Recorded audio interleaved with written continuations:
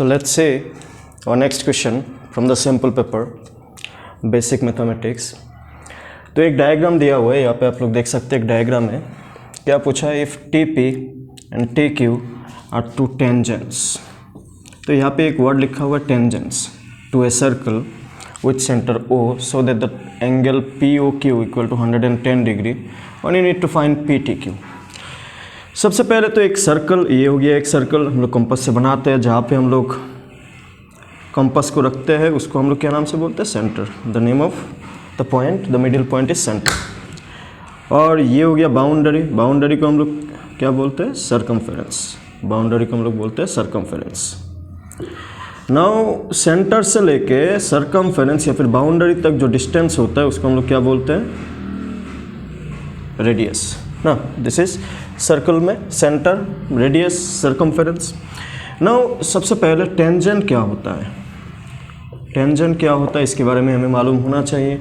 Line touches at one point. कोई भी ऐसा लाइन जो वन पॉइंट पे, एक ही पॉइंट पे टच करे तो उसको टेंजेंट कहते हैं. जैसे कि अगर मैं यहाँ पे एक लाइन ड्रॉ करूँ इस सर्कल में और जो एक ही पॉइंट पे टच करे, जैसे कि ये ना, ये जो मैंने लाइन बनाया वो एक ही पॉइंट पे टच किया, तो ऐसा लाइन जो एक ही पॉइंट पे टच करे तो उसको हम लोग क्या नाम से बोलते हैं? टेंजेंट नाम से बोलते हैं. तो ये याद रहना चाहिए आप लोगों को. नाउ अगर कोई भी लाइन इस तरीके से दो पॉइंट पे टच किया तो उसको टेंजेंट नहीं कहते. ठीक है, this is not tangent. This is not tangent. क्यों टेंजेंट नहीं है? क्योंकि इसने दो पॉइंट पे टच किया. तो एक पॉइंट पे टच करने से टेंजेंट, दो पॉइंट पे टच करने से टेंजेंट नहीं. अभी इसी सर्कल में अगर टेंजेंट यहाँ पे भी हो सकता है, यहाँ पे भी हो सकता है, यहाँ पे भी हो सकता है, यहाँ पे भी हो सकता है, यहाँ पे भी हो सकता है, यहाँ पे भी, कहीं पे भी हो सकता है टेंजेंट. तो इनफाइनाइट टेंजेंट बन सकता है सर्कल में. सर्कल में इनफाइनाइट टेंजेंट बन सकता है. तो ये आप लोगों को क्लियर होना चाहिए. Infinite tangent to circle.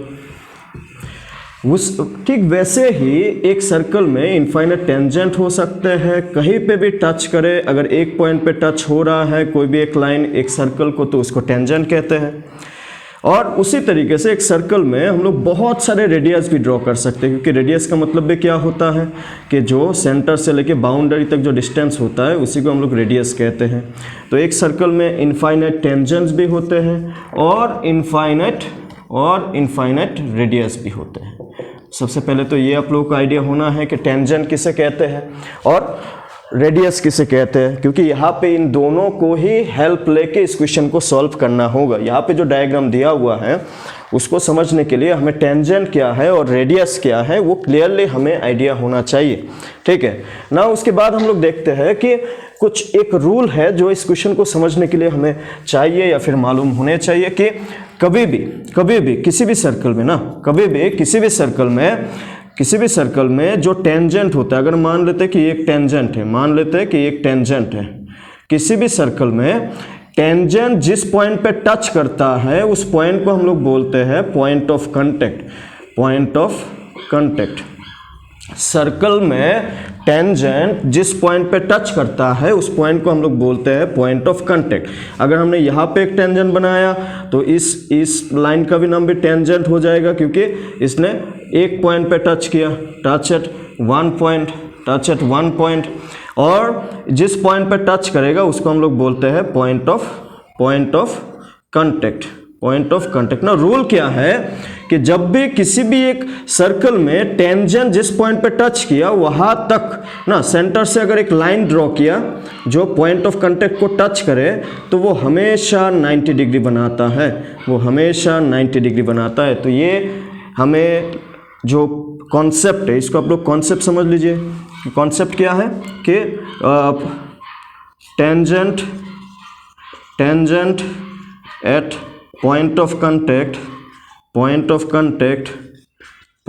contact makes 90 degree with radius के साथ हमेशा 90 डिग्री बनाता है. रेडियस किस पॉइंट पे? जहाँ पे टेंजेंट ड्रॉ किया. जैसे कि इस पॉइंट पे, this is point of contact जहाँ पे टेंजेंट ड्रॉ किया. तो यहाँ पे भी अगर हमने इस तरीके से अगर लाइन ड्रॉ किया जिसको हम लोग, ये रेडियस है, ठीक है ना, ये रेडियस है, ये भी रेडियस है. तो रेडियस अगर टेंजेंट को टच करता है पॉइंट ऑफ कांटेक्ट पे तो हमेशा एंगल कितना बनाता है? 90 डिग्री बनाता है. हमेशा एंगल 90 डिग्री बनाता है। नो यही लॉजिक इस क्वेश्चन में भी चाहिए होगा समझने के लिए। जैसे कि यहाँ पे हमें क्लियरली मेंशन किया कि सेंटर क्या है O। नाउ इस डायग्राम में जो क्वेश्चन में है, अभी क्वेश्चन को देखें तो ये सेंटर है, ये रेडियस है, ये रेडियस है, ये रेडियस है, ये भी रेडियस है, this one is also radius. फिर क्वेश्चन में हमें क्या बोला है कि TP और TQ दोनों ही क्या है, टेंजेंट है। तो आप क्लियरली देख सकते हैं ये TP और ये TQ ये दोनों ही क्या है, टेंजेंट है। और जिस पॉइंट पे टच किया, जैसे इस पॉइंट पे टच किया, इस पॉइंट पे टच किया, ये दोनों ही पॉइंट क्या है, पॉइंट ऑफ कांटेक्ट। ये दोनों ही पॉइंट क्या है, पॉइंट ऑफ कांटेक्ट। ये भी पॉइंट ऑफ कांटेक्ट, ये भी पॉइंट ऑफ कांटेक्ट, ठीक है, ये भी पॉइंट ऑफ कांटेक्ट। नाउ कोई भी रेडियस टेंजेंट में जिस पॉइंट पे टच किया वहां पे अगर टच करता है तो एंगल कितना बन जाता है, ये एंगल हो जाएगा 90, ये भी एंगल कितना हो जाएगा 90। यहाँ पे भी ये भी पॉइंट ऑफ कांटेक्ट को टच किया रेडियस, तो ये एंगल भी 90 और ये एंगल भी कितना हो जाएगा 90, ठीक है, ये भी 90, ये भी 90। ना यहाँ पे जो इस डायग्राम को ना ये वाला एंगल 110 डिग्री दे के रखा हुआ है, देख सकते हैं आप लोग, POQ, this one is Q, this one is Q। ये एंगल 110 डिग्री दे के रखा हुआ है। हमें कौन सा एंगल निकालने के लिए बोला, PTQ, ये वाला एंगल हमें निकालने के लिए बोला, angle PTQ, this one angle PTQ। ना इस एंगल को कैसे निकाले, अगर इस डायग्राम को देखें आप लोग, ये वाला जो डायग्राम है इसमें 4 साइड बना हुआ है ना, इसमें 4 साइड बना हुआ है। तो ये कॉन्सेप्ट आप लोगों को मालूम होने चाहिए इस क्वेश्चन को करने के लिए, क्योंकि ये 90, ये 90, ये भी 90, ये भी 90 किस लिए, क्योंकि जब भी किसी टेंजेंट में हम लोग रेडियस को टच करवाते हैं, किस पॉइंट पे, point of contact. Point of contact क्या है, टेंजेंट जिस पॉइंट पे टच करेगा उसको हम लोग बोलते हैं पॉइंट ऑफ कांटेक्ट, ठीक है। तो इसके लिए ये एंगल 90, ये भी 90, हमें ये वाला एंगल निकालना है और इसका वैल्यू हमें क्या देके रखा हुआ है, 110 डिग्री। तो इसका वैल्यू हम लोग कैसे निकालें, तो अगेन इसी लॉजिक को यूज करते हुए अगर हम लोग देखें इस डायग्राम को, सर्कल का अंदर में जो हमें दिख रहा है, इसको अगर हमने बाहर इस तरीके से ड्रॉ किया, this one is O, this one is T, this one is Q and this one is P।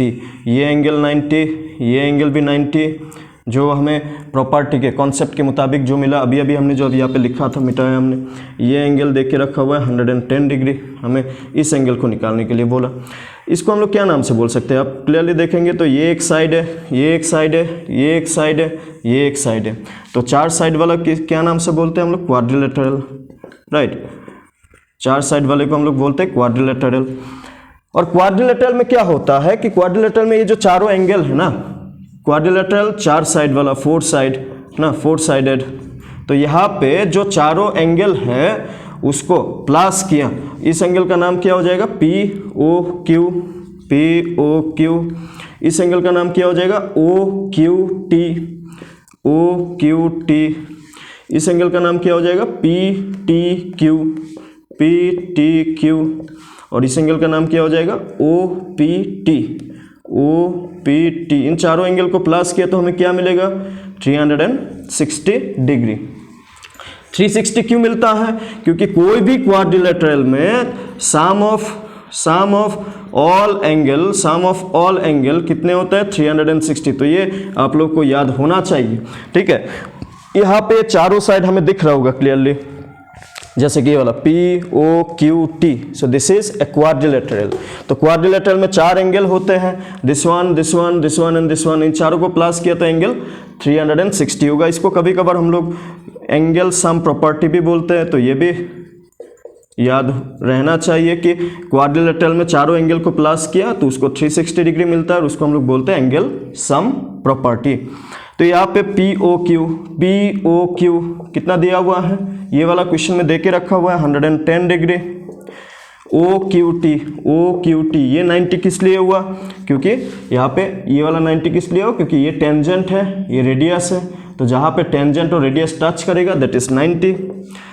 PTQ यही तो हमें निकालने के लिए बोला, PTQ यही तो हमें निकालने के लिए बोला, प्लस OPT ना, OPT कितना है, ये वाला भी 90, बिकॉज ये टेंजेंट और ये क्या है, radius, plus 90 equal to how much, 360। So 90 plus 110 कितना हो गया 200। 200 और 90 को प्लस करेंगे तो 290, साथ में कौन बच गया P T Q equal to 360।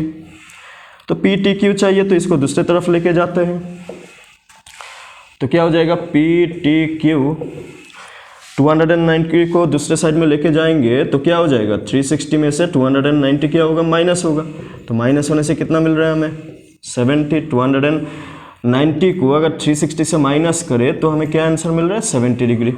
तो इस क्वेश्चन का जो आंसर होगा वो कितना होगा 70 डिग्री। ठीक है, इस क्वेश्चन का आंसर क्या होगा 70 डिग्री।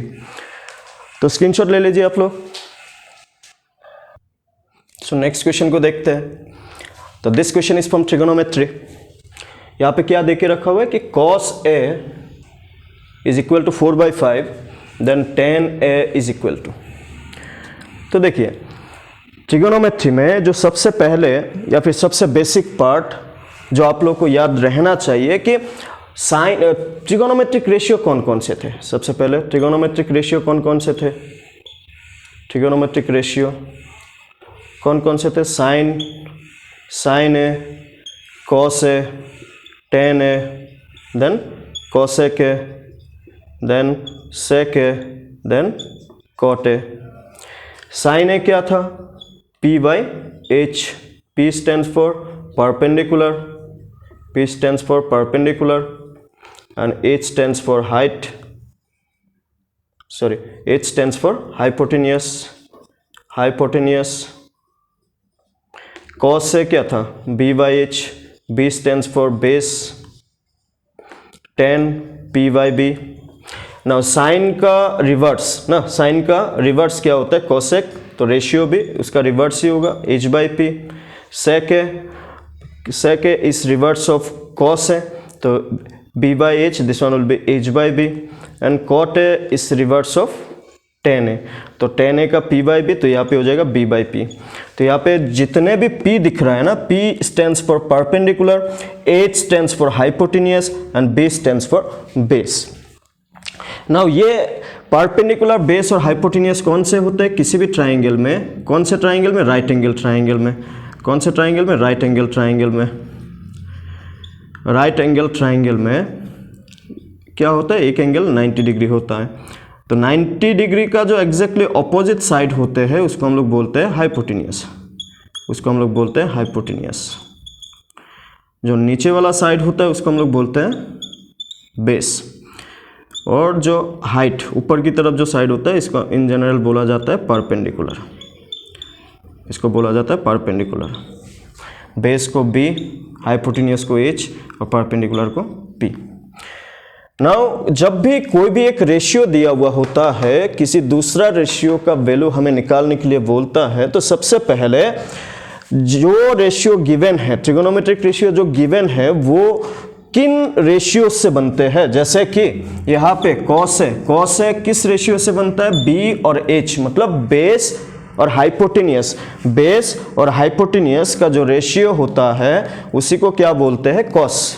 ठीक है, और tan हमें क्या निकालने के लिए बोला, tan किस रेशियो से बनता है, परपेंडिकुलर और बेस का रेशियो से। परपेंडिकुलर और बेस का रेशियो से बनने वाला ट्रिगोनोमेट्रिक रेशियो को कहते हैं tan। ठीक है ना, tan। नाउ यहाँ पे जो हमें दिया हुआ है cos A, कितना दिया हुआ है 4/5। cos का रेशियो किससे बनता है, B/H। हमें क्या निकालना है, tan A। tan A का रेशियो क्या बनता है, P/B। अगर आप लोग नोटिस करेंगे ना, हमें B/H का रेशियो तो दिया हुआ है, हमें P/B का रेशियो निकालने के लिए बोला। तो जब भी ट्रिगोनोमेट्रिक रेशियो में इनमें से किसी भी रेशियो का वैल्यू दिया हुआ हो और कोई भी दूसरा रेशियो हमें निकालने के लिए बोले, तो सबसे पहले तो कोई भी राइट एंगल ट्राइंगल में 3 पार्ट होते हैं, एक होता है हाइपोटेन्यूस, एक होता है बेस और एक होता है परपेंडिकुलर। हमें कोई भी रेशियो निकालने के लिए दे, ये तीनों का वैल्यू हमें मालूम होना चाहिए। इन तीनों का वैल्यू मालूम होगा तो इनमें से किसी भी रेशियो का जो आंसर है वो आसानी से हम लोग निकाल सकते हैं। लेकिन जब इन तीनों में से कोई भी दो, जैसे कि यहाँ पे कॉस ना, कॉस का रेशियो किससे बनता है? कॉस का रेशियो बनता है b बाई एच से।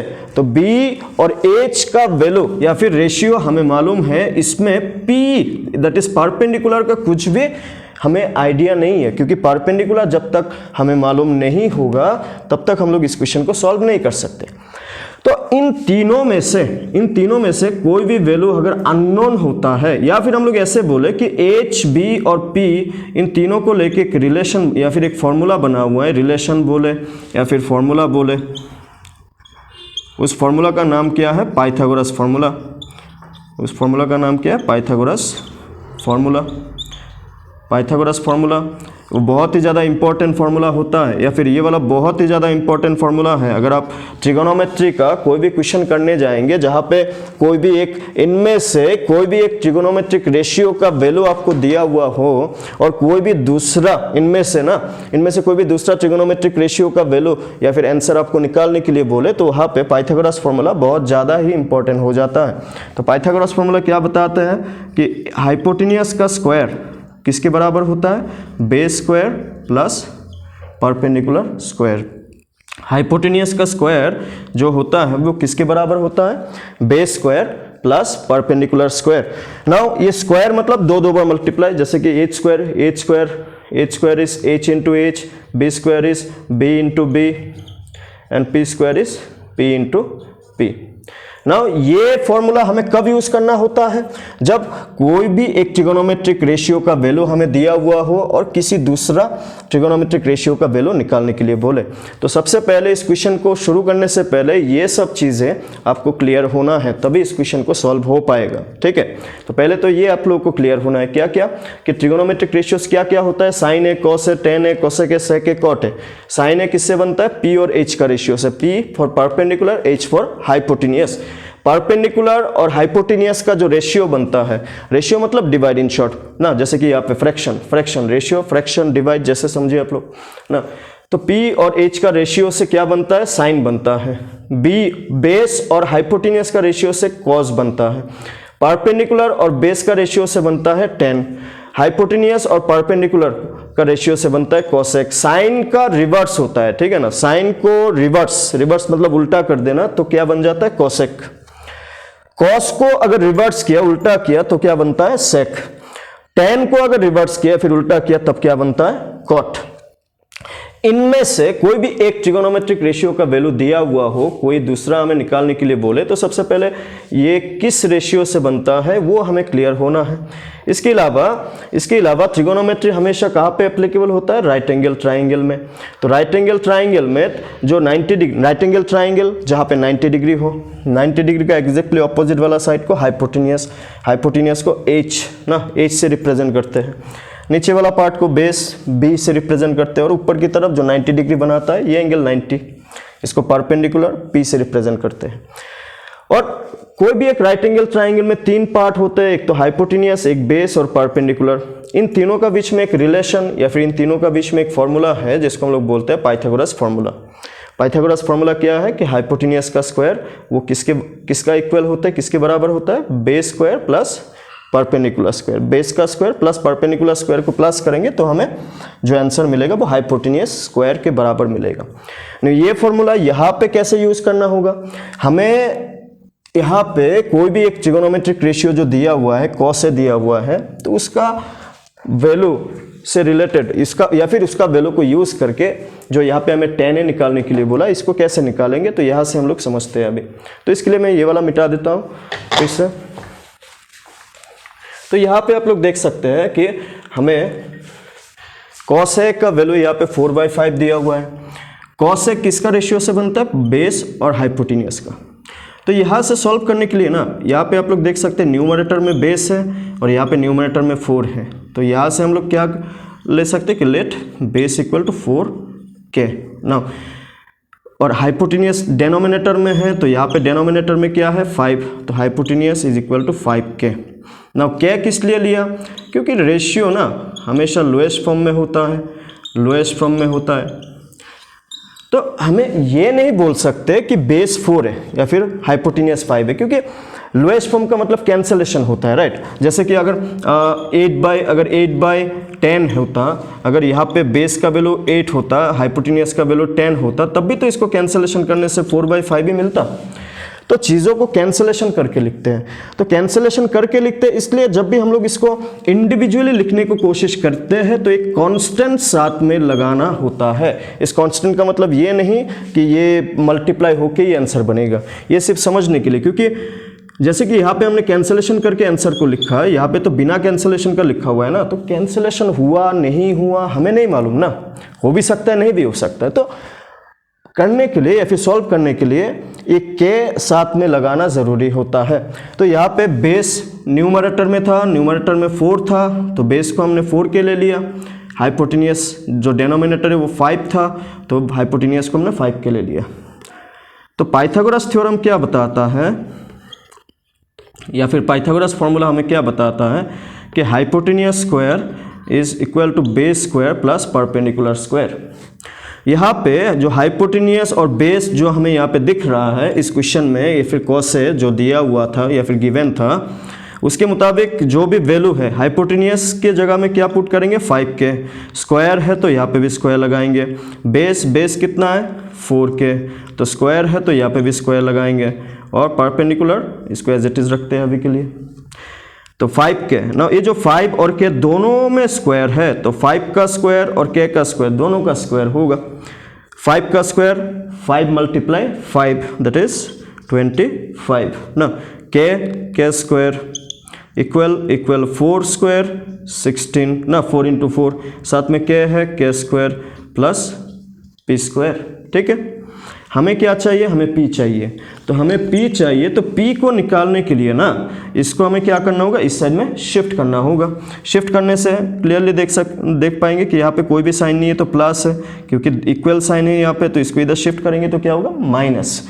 तो क्या हो जाएगा, पहले से 25 के स्क्वायर है, 16 के स्क्वायर को अगर इस तरफ लाए तो क्या हो जाएगा -16 के square equal to P square.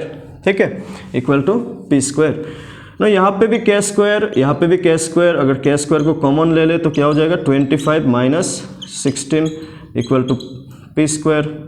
K square 25 - 16 is 9 equal to P square. ना हमें P चाहिए, ठीक है ना, हमें P चाहिए, लेकिन यहाँ पे क्या है स्क्वायर। इस स्क्वायर को अगर हमें गायब करना हो या फिर स्क्वायर को हटाना हो तो दूसरे साइड में क्या देना होगा हमें, रूट ओवर या फिर स्क्वायर रूट, राइट। 9 × के स्क्वायर 9 के स्क्वायर। तो कभी भी एक तरफ से अगर स्क्वायर को हटाना हो तो हमें उसको हटाने का एक ही तरीका है कि दूसरी तरफ हमें क्या देना होता है, स्क्वायर रूट, दूसरी तरफ स्क्वायर रूट देना होता है। नाउ 9 यहाँ पे जो स्क्वायर रूट है वो दोनों के लिए है, ऐसा है कि 9 के लिए भी है, के स्क्वायर के लिए भी है। 9 किसका स्क्वायर, 3 का स्क्वायर कितना होता है 9, तो इसका मतलब कि स्क्वायर रूट ऑफ 9 या फिर 9 किसका स्क्वायर है 3 का, तो स्क्वायर रूट ऑफ 9 3, के स्क्वायर रूट के कैंसिल होने से के इक्वल टू पी। तो हमें परपेंडिकुलर का जो आंसर क्या मिला हमें 3k, परपेंडिकुलर इज 3k। हमें क्या निकालने के लिए बोला, tan है किसका रेशियो से बनता है, परपेंडिकुलर बाय बेस। तो परपेंडिकुलर का आंसर हमें क्या मिला अभी 3k, और बेस का आंसर, बेस कितना मिला था हमें यहाँ पे 4k, तो यहाँ पे k और k, तो k हमने जो लिया था लास्ट में कैंसिल वैसे भी होने वाला है, तो कैंसिल होने के बाद हमें क्या वैल्यू दिख रहा है 3/4, राइट, 3/4। तो answer for this question is option B, that is 3/4। ठीक है, option number B that is 3/4। Note it down. Let's see the next question. यहाँ पे क्या लिखा हुआ है, if the height of a tower is equal to the length of its shadow then the angle of elevation of the sun. Now elevation चीज़ों को समझने के लिए थोड़ा सा कॉन्सेप्ट हमें मालूम होने चाहिए। जैसे कि मान लेते हैं ये क्या है, ग्राउंड है, तो जो ग्राउंड होता है ना, ग्राउंड को हम लोग कभी कभार हॉराइजन भी बोलते हैं, तो ये भी हमें याद होना चाहिए हॉराइजन। और हॉराइजन को ऐसे भी माना जाता है कि कोई भी ऐसा पार्ट जो क्या हो पैरेलल टू ग्राउंड। जो ग्राउंड है उससे कोई भी चीज़ अगर ये ग्राउंड है तो इससे कोई भी चीज़ पैरेलल अगर हम लोग सोचे तो उसको हम लोग हॉराइजन बोलेंगे, ठीक है। और ग्राउंड तो ग्राउंड ही, कभी कभार ग्राउंड को भी हॉराइजन बोलते हैं। नाउ जब भी हम लोग, जैसे कि अगर हम कोई भी चीज़ को देखते हैं ना, कोई भी चीज़ को अगर हम लोग देखें तो 3 पॉसिबिलिटी बनता है कि हम लोग सीधा देख सकते हैं, तो जो सीधा डायरेक्शन है ये सीधा डायरेक्शन हो गया, तो ये सीधा डायरेक्शन क्या हो गया, ग्राउंड के साथ पैरेलल ना, ग्राउंड के साथ पैरेलल ना। ये ग्राउंड के साथ पैरेलल तो नहीं होगा क्योंकि ग्राउंड तो सीधा एकदम। तो ग्राउंड के साथ पैरेलल या फिर हॉराइजन से अगर हम लोग ऊपर की तरफ कोई भी चीज़ को देखें, ऊपर ना, up of the horizon, then it will be called as elevation. और उसी हॉराइजन का नीचे अगर हम लोग देखें तो उसको कहेंगे डिप्रेशन। 2 वर्ड है जो हमें समझ में आना चाहिए, एक है एलिवेशन, दूसरा है डिप्रेशन। ये होता है एबव द हॉराइजन, और डिप्रेशन का मतलब होता है बिलो द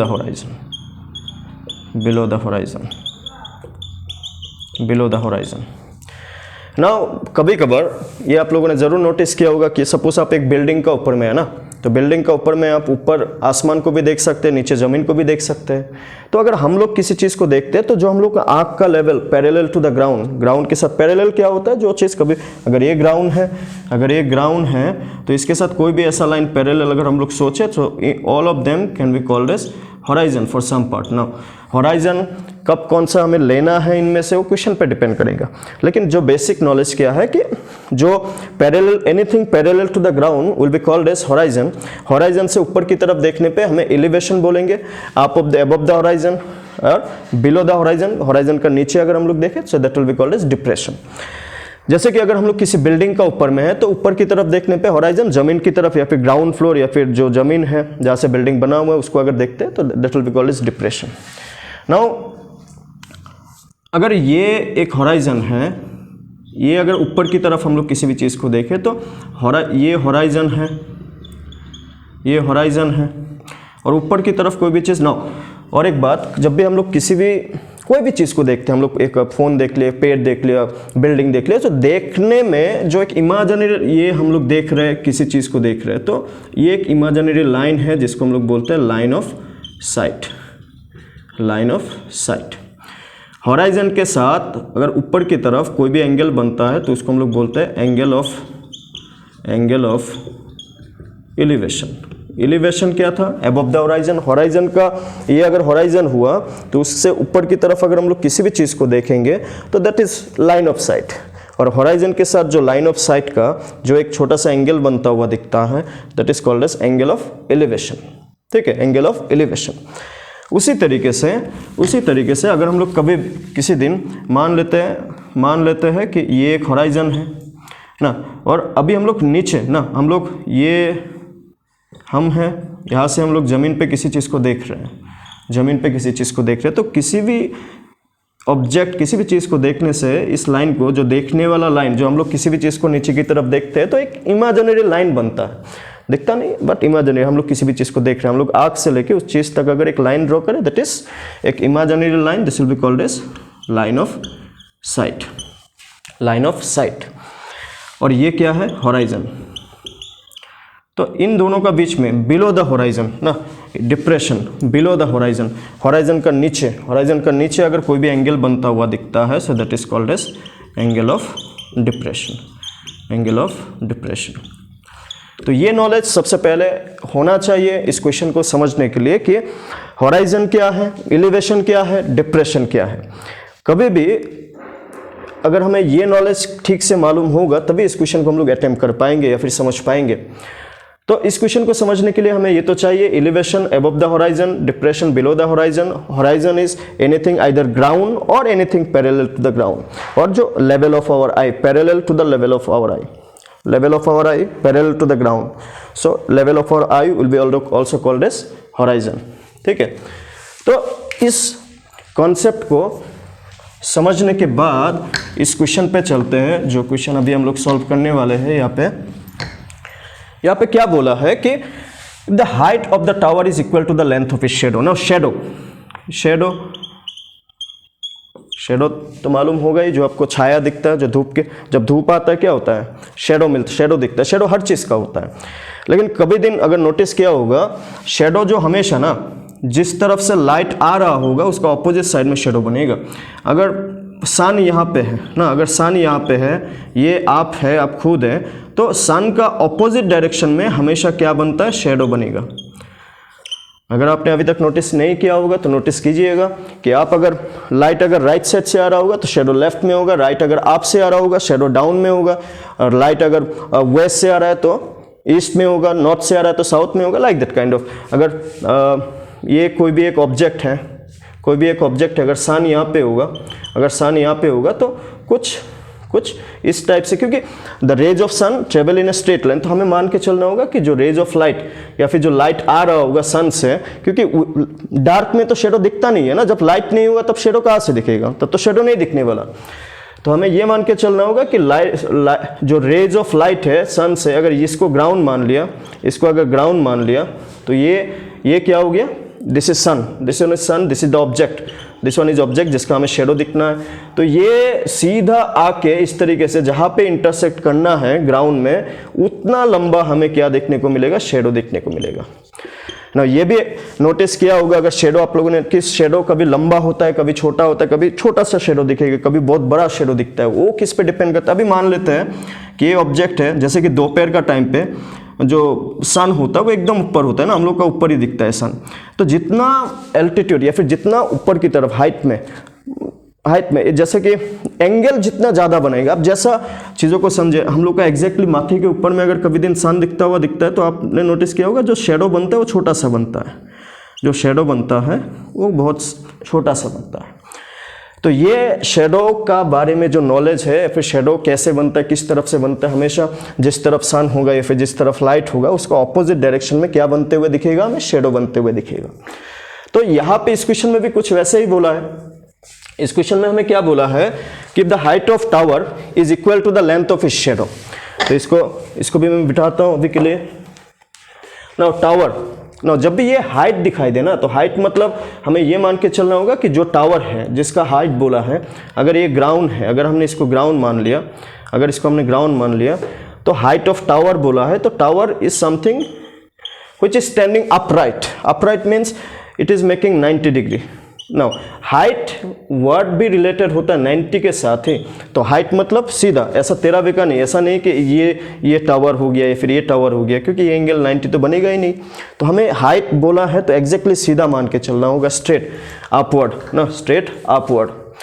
तो यहाँ पे क्या बोला कि हाइट ऑफ टावर, तो if this is height, so this will be called as height of tower. ना अगर मान लेते हैं सन यहाँ पे है ना, दिस वन इज सन, तो सन से रेज आया सीधा सीधी, तो ये क्या हो गया, length of shadow.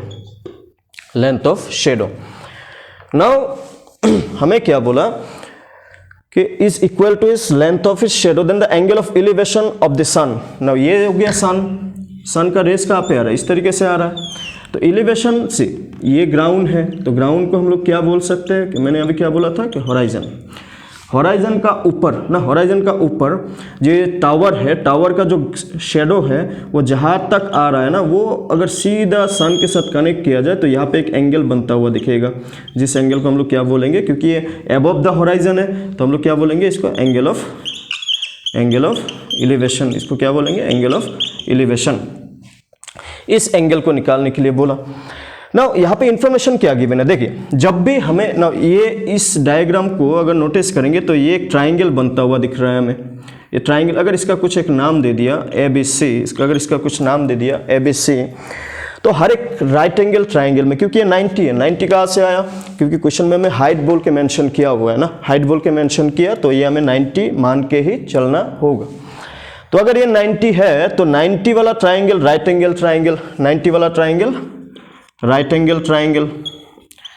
Right angle triangle में क्या क्या होता है, हाइपोटेनियस बेस एंड परपेंडिकुलर, 3 चीज़ें होता है, हाइपोटेन्यूस, बेस और परपेंडिकुलर। तो इस एंगल के मुताबिक एग्जैक्टली ऑपोजिट ना, एग्जैक्टली ऑपोजिट क्या नाम है, AC, AC क्या हो जाएगा यहाँ पे, hypotenuse, AC is hypotenuse. In general हम लोग मान के चलते जो नीचे वाला पार्ट है फिर ग्राउंड के साथ जो पैरेलल है वो बेस हो गया, क्या नाम है, BC, BC क्या है, बेस, BC क्या है, बेस। और जो ऊपर की तरफ अपराइट ना, हाइट कौन है, टावर, टावर क्या नाम है, AB। तो AB को हम लोग क्या बोलेंगे, इसके लिए परपेंडिकुलर, क्या बोलेंगे, परपेंडिकुलर। नाउ यहाँ पे हमें इस एंगल को निकालने के लिए हमें इन्फॉर्मेशन क्या दिया हुआ है कि ये जो बेस या फिर जो शेडो है और जो टावर है, if the height of tower is equal to length of its shadow, तो यहाँ पे शेडो, ये जो ये बेस यही तो शेडो है, दिस वन इज शेडो ना, और ये जो परपेंडिकुलर है, इसी परपेंडिकुलर क्या क्या हो गया, हाइट, हाइट ना। तो ये BC यहाँ पे क्वेश्चन में क्या देके रखा हुआ है, BC क्वेश्चन में देके रखा हुआ है इस ट्राइंगल के मुताबिक, ABC के मुताबिक, ABC के मुताबिक, ट्राइंगल ABC के मुताबिक BC और AB क्या है, इक्वल, BC और AB इक्वल। नाउ ये हो गया base, this one is base and this one is perpendicular, this one is base and down one is perpendicular. Now कभी भी अगर हमें एंगल ऑफ एलिवेशन निकालने के लिए बोले तो हमें ये ध्यान में रखना है कि जो इन्फॉर्मेशन जैसे कि BC और AC, इन दोनों इन्फॉर्मेशन से रिलेटेड क्वेश्चन में इन्फॉर्मेशन देके रखा हुआ है कि height of tower is equal to length of shadow. तो हमें यही सोचना है कि परपेंडिकुलर और बेस को लेके कौन सा ट्रिगोनोमेट्रिक रेशियो बनता है। तो ट्रिगोनोमेट्रिक रेशियो जैसे फिर से मैं यहाँ पे दिखा दूँ तो sign P/H cos B/H tan P/B, तो ये वाला ट्रिगोनोमेट्रिक रेशियो आप देख सकते हैं, tan क्या है, P/B। तो इस एंगल को अगर हमने थीटा ले लिया ना, थीटा ले लिया, तो इस एंगल को थीटा क्यों ले रहा है, क्योंकि यही तो एंगल हमें निकालने के लिए बोला, the angle of elevation of the tower. इस एंगल के मुताबिक ये क्या है, परपेंडिकुलर ना, क्योंकि ये क्या है नाम, AB क्या है, परपेंडिकुलर, BC क्या है, BC इज बेस। तो परपेंडिकुलर और बेस को लेके जो ट्रिगोनोमेट्रिक रेशियो बनता है वो क्या बनता है, 10। तो यहाँ पे हमने 10 लिख दिया ना, 10। इस एंगल को जो हमें निकालने के लिए बोला इसको क्या मान लिया हमने, थीटा। tan थीटा का वैल्यू क्या होता है, P/B ना। इस क्वेश्चन में या फिर इस डायग्राम में P क्या है, what is the name of P, what is the name of P, AB ना, what is the name of P, AB, और बेस क्या है, BC। और यहाँ पे ये दोनों वैल्यू तो इक्वल है ना, ये BC और AB तो इक्वल है, क्वेश्चन में मेंशन किया हुआ है ना, height of the tower is equal to the length of its shadow ना। ये शेडो और ये हाइट ये दोनों तो इक्वल है, इक्वल है मतलब क्या, ये दोनों कैंसिल होगा, इक्वल है। अगर 5 हुआ तो 5 कैंसिल होगा ना, अगर ये 6 हुआ ये भी 6 कैंसिल होगा ना। तो यहाँ पे हमें क्या दिख रहा है, tan थीटा कितना मिल रहा है हमें, कैंसिल होने के बाद कुछ नहीं बचा, तो यहाँ पे 1, यहाँ पे 1, तो क्या बचा 1। तो हमें यही सोचना है कि tan किस एंगल के लिए हमें 1 देगा। तो इसके लिए आपको tan का जो टेबल है, tan का टेबल क्या है, tan 0 डिग्री इज 0 ना, tan 30 डिग्री कितना था, 1/√3, tan 45 डिग्री कितना था 1, tan 60 कितना था √3। तो ये सब टेबल ट्रिगोनोमेट्री में याद होना चाहिए। तो यहाँ पे क्लियरली देख सकते हैं कि tan का वैल्यू 45 डिग्री में हमेशा कितना मिलता हुआ दिखता है हमें, 1। tan का वैल्यू कौन सा एंगल पे, ये एंगल है ना, दिस थीटा इज एंगल ना। तो हमें यही देखना है कि tan थीटा 1, तो tan का वैल्यू किस एंगल पे 1 दिखता है, तो 45। तो 1 को रिप्लेस कर सकते हैं tan 45 से, क्यों, क्योंकि 1 किसका आंसर होता है, tan 45 का आंसर 1 होता है ना। तो जहां पे 1 दिख रहा है वहां पे हम लोग tan 45 लिख सकते हैं, आराम से लिख सकते हैं। तो यहाँ पे भी 10, यहाँ पे भी 10 कैंसिल, यहाँ पे क्या बचा थीटा और इधर क्या बचा 45 डिग्री, ठीक है। तो इस क्वेश्चन का आंसर क्या हो जाएगा, the value of angle of elevation is 45 degree, value of this angle is 45 degree. तो ये कॉन्सेप्ट आप लोगों को मालूम होना चाहिए। तो एक बार देख लीजिए, नोट भी कर लीजिए इसको। Okay, this is again question number 12 from the basic portion MCQ. This one is again trigonometric question, 1 minus cos square is equal to, है ना। अगर आपको ट्रिगोनोमेट्रिक का फॉर्मूला याद होगा तो इसका आंसर डायरेक्टली आप लोग को मालूम होना चाहिए, दैट इज साइन स्क्वायर है प्लस कॉस स्क्वायर है इज ऑलवेज इक्वल टू 1। ना कॉस स्क्वायर ए को अगर दूसरे साइड में शिफ्ट करेंगे तो क्या बचा हुआ रहेगा, कॉस स्क्वायर ए का सामने पॉजिटिव है तो 1 में से दूसरे साइड में कॉस स्क्वायर ए चला जाएगा तो 1 माइनस कॉस स्क्वायर ए। तो यही तो है 1 minus cos square A is equal to how much, sine square A. 1 minus cos square is equal to sine square A. ना ये तो इसका आंसर हमें मिल चुका है, लेकिन यहाँ पे मैं कुछ और भी बताना चाहूँगा कि ये फॉर्मूला है या फिर इससे रिलेटेड और भी 2 फॉर्मूला है, मिलता जुलता फॉर्मूला है, तो फॉर्मूला कैसे बनाना, हाउ इट फॉर्म, तो उसके बारे में भी थोड़ा सा नॉलेज आप लोग को होना चाहिए। किसी दिन अगर आप खुद भूल भी जाए तो उससे आप खुद चाहे तो निकाल सकते हैं। जैसे कि अगर हम लोग बात करें पाइथागोरस फॉर्मूला का, पाइथागोरस फॉर्मूला जो ट्रिगोनोमेट्री में अप्लाई करते हैं, फिर राइट एंगल ट्रायंगल में अप्लाई किया जा सकता है। क्या था, hypotenuse square is equal to base square plus perpendicular square. मान लेते हैं किसी दिन हम लोग चाहे तो इन तीनों को ही हाइपोटेन्यूस स्क्वायर से डिवाइड कर दे, तो क्या हो जाएगा, हाइपोटेन्यूस स्क्वायर हर किसी को ना, everyone, hypotenuse square by hypotenuse square, यहाँ पे base square by hypotenuse square and this one is perpendicular square by hypotenuse square. तो यहाँ पे भी हाइपोटेन्यूस स्क्वायर, यहाँ पे भी हाइपोटेन्यूस स्क्वायर, गॉट कैंसिल होने के बाद कुछ नहीं बचा, तो क्या बचा 1। यहाँ पे दोनों में स्क्वायर है तो हम लोग ब्रैकेट देने के बाद एक ही बार इस तरीके से स्क्वायर लगा सकते हैं। यहाँ पे भी दोनों में स्क्वायर है तो एक ही बार ब्रैकेट लगा के हम लोग इस तरीके से स्क्वायर लगा सकते हैं। तो ट्रिगोनोमेट्रिक रेशियो के मुताबिक, फिर से ट्रिगोनोमेट्रिक रेशियो के मुताबिक साइन पी बाई एच, तो ये फिर से हर जगह हमें ये नॉलेज चाहिए ट्रिगोनोमेट्री का क्वेश्चन में, cos B by H, tan P by B, cosec H by P, sec H by B, cot B by P. यहाँ पे साथ में एंगल भी लिख सकते हैं। एंगल हम लोग लिखते हैं जब हम लोग क्वेश्चन सॉल्व करते हैं। इन जनरल जब लिखना होता है हम लोग इस तरीके से भी लिख सकते हैं, बिना एंगल के भी लिख सकते हैं। नाउ यहाँ से अगर नोटिस करेंगे B by H, this is B by H, B by H किसके लिए बनता है, कॉस, तो कॉस, स्क्वायर है तो स्क्वायर, और अगर एंगल को स्क्वायर के बाद एंगल को लिखा जाता है तो एक्स हो, थीटा हो, ए हो, वाई हो, कुछ एक ही, हर कोई एंगल ही बताता है। ये भी एंगल, एक्स भी एंगल, वाई लिखते तब भी एंगल, ए लिखते, थीटा लिखते, कुछ भी लिखते, हर कोई एंगल ही है।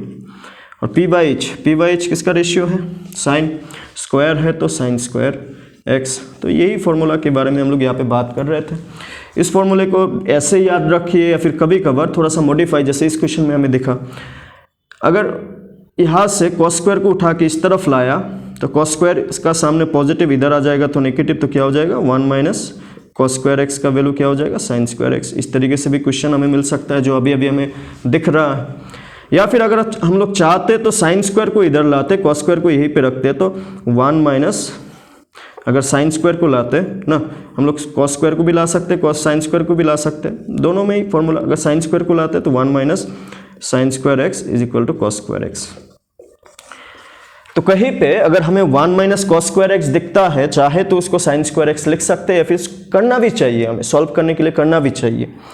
और अगर हमें कहीं पे 1 माइनस साइन स्क्वायर एक्स दिखता है तो अगर उसके जगह पे हम लोग कॉस स्क्वायर एक्स लिख सकते हैं, और लिखना भी चाहिए। This is one of the formula जो मैंने अभी डिस्कस भी किया ना। इसके अलावा भी सेम टाइप का 2 फॉर्मूला है। फिर से अगर हम लोग बताएं, जो पाइथागोरस फॉर्मूला क्या है, H square equal to B square plus P square. यहाँ पे हर किसी को हमने एच स्क्वायर से डिवाइड किया, हम लोग चाहते तो बी स्क्वायर से भी डिवाइड कर सकते थे, क्योंकि यहाँ पे 3 है ना, एच स्क्वायर भी है, बी स्क्वायर भी है, पी स्क्वायर भी है। तो हमने यहाँ पे सबको एच स्क्वायर से डिवाइड किया, अभी सबको बी स्क्वायर से डिवाइड करेंगे, तो क्या हो जाएगा, इसको भी, इसको भी, इसको भी डिवाइड, मतलब हर किसी को। यहाँ पे क्या हो जाएगा, H square by B square, यहाँ पे क्या हो जाएगा, B square by B square, के हर किसी को बी स्क्वायर से डिवाइड कर रहे हैं ना हम लोग, और इसको भी P square by B square. यहाँ पे देख सकते हैं दोनों में स्क्वायर है, तो क्या लिख सकते हैं, H by B whole square, यहाँ पे भी बी स्क्वायर, यहाँ पे भी बी स्क्वायर, दोनों कैंसिल ना, क्या बचा हुआ है 1, यहाँ पे बी स्क्वायर, यहाँ पे बी स्क्वायर, क्या लिख सकते हैं, पी बाई बी स्क्वायर। ठीक है। नाउ एच बाई बी, यहाँ से देख सकते हैं H by B, H by B, H by B किसका रेशियो है, सेक ना, तो इसको अगर चाहे तो हम लोग क्या लिख सकते हैं, सेक ना, स्क्वायर है तो स्क्वायर, और एंगल कोई भी हो, x 1 plus P by B किसका रेशियो था 10, क्या लिख सकते हैं 10, स्क्वायर है तो स्क्वायर, तो ये और एक फार्मूला इसी टाइप का ना, इसी फैमिली का इसी टाइप का फार्मूला। ये फार्मूला डायरेक्ट ऐसे ही याद रखिए कि 1 plus tan square theta equal to sec square theta, या फिर कभी कभार इस तरीके से भी हमें देखने को मिलता है कि टेन स्क्वायर को अगर दूसरे साइड में लेके जाए तो क्या बन जाएगा सेक स्क्वायर एक्स, और टेन स्क्वायर को उधर माइनस टेन स्क्वायर एक्स अगर कहीं पे दिखता है तो उस इधर क्या बचा हुआ दिखता है 1, कहीं पे sec square x minus tan square x दिखता है तब हम लोग इसको क्या लिखते हैं 1, या फिर कभी दिन इसको आगे इसको पीछे लिखे अगर कभी दिन इस टाइप का दिखता है ten square x minus x square x, इसका वैल्यू भी क्या होगा 1, या फिर मॉडिफाई करने को तो हम लोग कैसे भी कर सकते हैं, there are many ways of modification, तो ऐसा नहीं कि एक ही तरीका है। ट्रिगोनोमेट्री में हम लोग अलग अलग टाइप का मॉडिफाई कर सकते हैं। क्या सीखा हमने 1 माइनस टेन स्क्वायर एक्स दिखा तो उसको सेक स्क्वायर एक्स लिख सकते हैं, या फिर सेक स्क्वायर एक्स दिखा तो उसको 1 प्लस टेन स्क्वायर एक्स लिख सकते हैं। टेन स्क्वायर एक्स को दूसरे साइड में लेके जाए तो क्या हो जाएगा sec square x minus tan square x को 1 लिख सकते हैं, या फिर अगर हम लोग टेन स्क्वायर एक्स आगे लिखा हुआ है सेक स्क्वायर एक्स पीछे लिखा हुआ है तो इधर 1 की जगह में क्या हो जाएगा -1, ठीक है 1 की जगह में -1, तो ये भी फॉर्मूला है, ये भी फॉर्मूला है, ये भी फॉर्मूला है। इस टाइप का फॉर्मूला से डायरेक्ट क्वेश्चन भी बनते हैं जो यहाँ पे आप लोगों ने देखा। इसके अलावा भी क्वेश्चन जहाँ पे सॉल्विंग करना होता है, जहाँ पे प्रूफ करना होता है, वहाँ पे भी इस टाइप का या फिर ये फॉर्मूलाज हम लोग यूज करते हैं based upon the requirement, based upon the question. और एक तरीका जैसे कि यहाँ पे हमने ए स्क्वायर से डिवाइड किया, बी स्क्वायर से डिवाइड किया, अगर इसको हमने पी स्क्वायर से डिवाइड किया होता तो क्या होता, अगर हर एक टर्म को, हर एक पार्ट को पी स्क्वायर से डिवाइड किया तो ये क्या हो जाएगा A square by P square, this यहाँ पे equal this one is B square by P square, this one again P square by P square, ठीक है। यहाँ पे भी दोनों में स्क्वायर है तो क्या लिख सकते हैं एच बाई पी स्क्वायर, यहाँ पे भी दोनों में स्क्वायर है बी बाई पी स्क्वायर, यहाँ पे पी स्क्वायर कैंसिल तो क्या बचा 1, तो अगेन एच बाई पी किसके लिए बनता है कोसेक, तो यहाँ पे हम लोग क्या लिख सकते हैं कोसेक, ऊपर स्क्वायर है तो स्क्वायर, साथ में कोई भी एक एंगल x क्योंकि हर किसी में x ही यूज़ किया हमने, b बाई पी, तो यहाँ पे b बाई पी किसका बनता है कॉट, स्क्वायर है तो क्या लिखेंगे कॉट स्क्वायर है, साथ में x प्लस 1, तो this is again another formula ना। ये कोसेक स्क्वायर कहीं पे दिखता है तो चाहे तो उसको 1 प्लस कॉट स्क्वायर लिख सकते हैं, या फिर 1 प्लस कॉट स्क्वायर अगर कहीं पे दिखता है तो कोसेक स्क्वायर x लिख सकते हैं। इसी को अगर मॉडिफाई करना हो तो इस कॉट स्क्वायर को अगर इस तरफ लाएंगे तो क्या बनेगा cosec square x minus cot square x equal to 1, तो ये भी अपने आप में एक मॉडिफाइड फार्मूला है इससे ना। कभी कभार ये कॉट स्क्वायर एक्स नीचे पीछे है ना, अगर कहीं पे कॉट स्क्वायर एक्स माइनस ना आगे वाला पीछे वाला आगे अगर इस तरीके से लेके जाए तो 1 -1 बन जाएगा, क्योंकि कॉट का सामने माइनस है, माइनस को दूसरे जैसे हमने यहाँ पे दिखाया। तो ये 3 फार्मूला इस कैटेगरी से बनता है, क्योंकि यहाँ पे ज़रूरी नहीं है हमेशा 1 माइनस कॉट स्क्वायर ही मिले, इनमें से भी मिल सकता है। तो ये तीनों ही ज़रूरत हो जाता है या फिर तीनों ही हमें इम्पॉर्टेंट बन जाता है, तो तीनों ही आप लोगों को सीखना चाहिए या फिर मालूम होना चाहिए। तो इसको भी नोट डाउन कर लीजिए। Okay, this is again another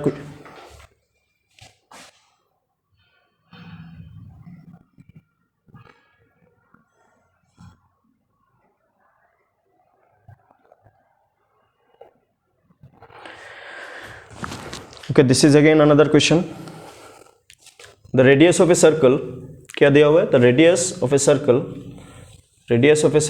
is same as the side of square. Radius of circle is same as the side of square. The perimeter are in the ratio. Now, इस question को समझने के लिए पहली बात तो सर्कल क्या है, ये सर्कल है, स्क्वायर क्या है, ये स्क्वायर है। स्क्वायर जिसमें क्या होता है चारों साइड क्या होता है सेम होता है ना, स्क्वायर। तो स्क्वायर क्या होता है ये नॉलेज भी होना चाहिए। Square all 4 side are equal ना, all 4 side are equal. Now square और सर्कल को समझने के लिए जो कुछ बेसिक टर्म है या फिर कुछ बेसिक फॉर्मूला आप लोग को याद रहना चाहिए, समझ में आना चाहिए। जो बीच वाला पॉइंट क्या है सेंटर ना, सेंटर से लेके बाउंड्री तक क्या कहते हैं हम लोग, रेडियस। और जो ये बाउंड्री है ना, ये जो पेरीमीटर बोलता है ना, पेरीमीटर क्या है बेसिकली, पेरीमीटर का मतलब ये होता है बाउंड्री, ठीक है। पेरीमीटर का सिंपल मतलब होता है लेंथ ऑफ बाउंड्री। किसी भी डायग्राम का जो बाउंड्री होता है उसी को पेरीमीटर कहते हैं ना। सर्कल में जो पेरीमीटर या फिर जो बाउंड्री होता है उसको सरकमफेरेंस कहते हैं। सर्कल का टाइम पे या फिर सर्कल के लिए इस नाम को चेंज करके क्या रखा गया, सरकमफेरेंस। और यहाँ पे जो स्क्वायर का बना, ये क्या है, साइड, ये क्या है, साइड, ये क्या है, side. This all are side, they all are equal, they all are equal. Now यहाँ पे जो सबसे बेसिक फॉर्मूला कि सर्कल का आप पेरीमीटर बोल लीजिए या फिर एरिया सरकमफेरेंस बोल लीजिए, दोनों सेम ही मीनिंग है, दोनों सेम मीनिंग है। और इसका फॉर्मूला क्या है, 2 पाई r, r stands for radius, 2 pi r stands for radius. और जो ये स्क्वायर है, स्क्वायर का पेरीमीटर क्या होता है, स्क्वायर का पेरीमीटर होता है 4 मल्टीप्लाई साइड, क्योंकि ये भी साइड, ये भी साइड, ये भी साइड, ये भी साइड, 4 साइड, और चारों साइड क्या है, इक्वल है, तो इसलिए 4 into side, because side plus side plus side plus side, 4 into side. तो इस क्वेश्चन में हमें क्या बोला कि radius of circle is same as the radius of side of square, their perimeter in the ratio. ना पेरीमीटर रेशियो से, ratio मतलब डिवाइड, रेशियो मतलब डिवाइड। पहले क्या बोला, पहले किसके बारे में बोला, सर्कल, उसके बाद स्क्वायर और उन दोनों का पेरीमीटर। तो पहले सर्कल लिखा हुआ है तो यहाँ पे हम लोग क्या लिखेंगे, पेरीमीटर ऑफ सर्कल, और सेकंड में same as the side of square, तो यहाँ पे हम लोग पेरीमीटर ऑफ स्क्वायर। हमें क्या पूछा, perimeter are in the ratio, ratio मतलब डिवाइड, जो पहले लिखा हुआ होगा उसको ऊपर लिखेंगे, जो बाद में लिखा हुआ होगा उसको नीचे लिखेंगे, और हम लोग जो भी कुछ कैंसलेशन वगैरह अगर हो सकता है तो उसको पहले कैंसलेशन करेंगे, फिर देखते हैं। जैसे perimeter of circle 2 pi into R, 2 pi R, और perimeter of square 4 into side. यहाँ पे क्वेश्चन में क्या बोला, radius of a circle is same as the square of side. इन दोनों का, सर्कल का और स्क्वायर का, सर्कल का रेडियस और स्क्वायर का साइड क्या है, दोनों इक्वल लेंथ का। Radius of circle is same ना, सेम मतलब equal as the side of square. तो इसका मतलब ये बनता है कि जो रेडियस है, ये जो रेडियस है और ये जो साइड है, ये दोनों इक्वल लेंथ के हैं। तो इक्वल लेंथ का है मतलब ये दोनों सेम है, सेम आर और साइड दोनों सेम है। तो सेम मतलब ऊपर नीचे कैंसलेशन हो सकता है।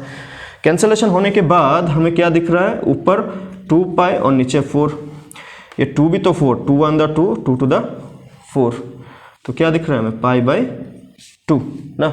अगर रेशियो में लिखे तो रेशियो में देखिए जो ऊपर है उसको पहले लिखते हैं, क्योंकि ये फ्रैक्शन को ही, ये फ्रैक्शन है पाई बाई 2, ये जो बाई है इसी को रेशियो में इस तरीके से डॉट देते हैं, जिसका मतलब होता है इस टू। दिस इज रेशियो में इसको हम लोग बोलते हैं इस टू, और नीचे 2 है, तो आंसर क्या है, पाई इस टू 2, पाई इस टू 2, पाई इस टू 2। ठीक है, तो यहाँ पे आपको दोनों का फॉर्मूला ना, perimeter of square, perimeter of circle, ये दोनों ही आपको याद होना चाहिए। रेडियस और साइड दोनों इक्वल दिया हुआ है ना। पेरीमीटर ऑफ सर्कल या फिर circumference 2 pi R, 2 into pi into radius. Pi का वैल्यू यहाँ पे हमें पुट नहीं करना, क्योंकि यहाँ पे हमें ऑप्शन में पाई दिख ही रहा है। वैसे अगर पाई का वैल्यू क्या लिख सकते हैं, 22/7 अगर क्वेश्चन में दिया हुआ है, या फिर क्वेश्चन में दिया हुआ है 3.1, तो जो भी दिया हुआ है लिखेंगे। अगर कुछ भी नहीं दिया तो ये यूज़ करते, लेकिन यहाँ पे हमें यूज़ नहीं करना। क्यों नहीं करना, क्योंकि हमें ऑप्शन में पाई दिख ही रहा है, तो इसलिए हमने पाई का वैल्यू को पाई रखा ना। यहाँ पे रेडियस और साइड, क्योंकि क्वेश्चन में क्लियरली मेंशन किया हुआ है radius of circle is same as that of the side of square, दोनों इक्वल है, तो दोनों को कैंसिल कर सकते, because they having the same value, that's why we are cancelling this one. ठीक है, so take a screenshot and note it down. So let's see the next question. क्या लिखा हुआ है यहाँ पे इस बार, area of circle is 154 centimetre square, the radius of the circle is. ना इसके लिए हमें सर्कल का जो एरिया होता है ना, area, what is the area of circle, area of circle is pi multiply by radius square, pi multiply by radius square.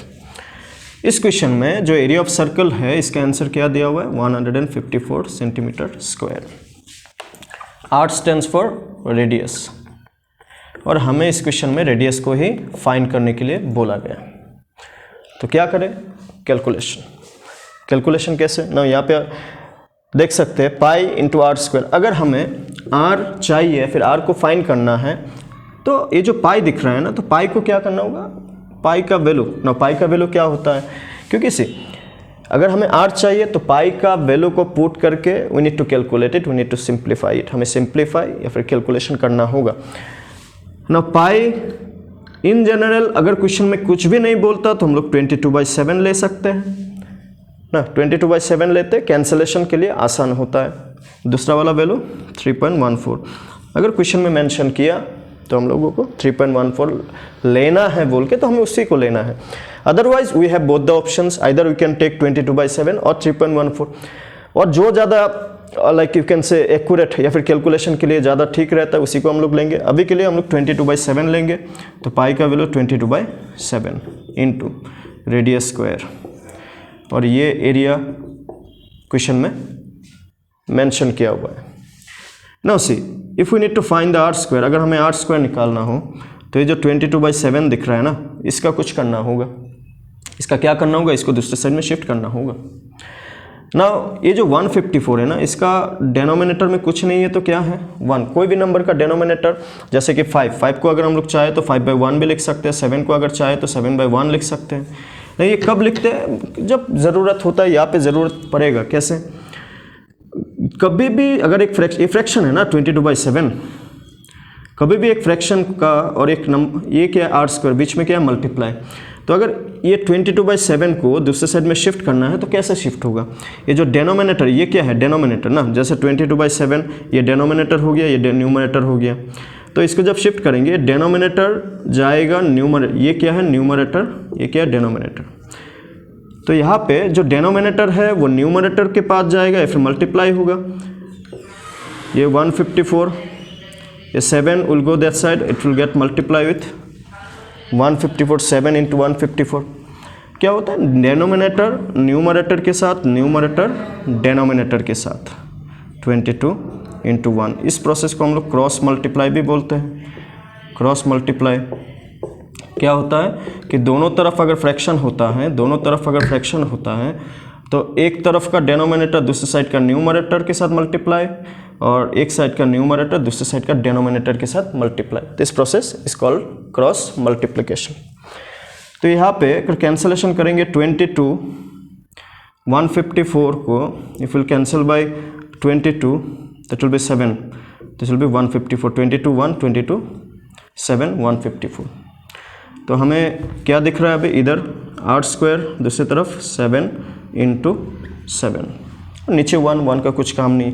नहीं, इफ वी नीड आर, अगर हमें आर चाहिए तो स्क्वायर को हटाना होगा। स्क्वायर को हटाना मतलब दूसरे साइड में क्या देना, रूट ओवर, दूसरे साइड में रूट ओवर। एक तरफ से स्क्वायर ना, स्क्वायर क्यों हटाना है, क्योंकि हमें यहाँ पे क्या पूछा, रेडियस, रेडियस का स्क्वायर तो नहीं पूछा, तो स्क्वायर को हटाएंगे तो दूसरे साइड में क्या आएगा, स्क्वायर रूट ना, स्क्वायर रूट। स्क्वायर रूट में अगर दो सेम नंबर दिखता है तो उसमें से एक नंबर हम लोग बाहर लिख सकते हैं। तो radius for this question is 7 centimetre. Radius for this question is 7 centimetre. ठीक है, चलिए टेक ए स्क्रीनशॉट।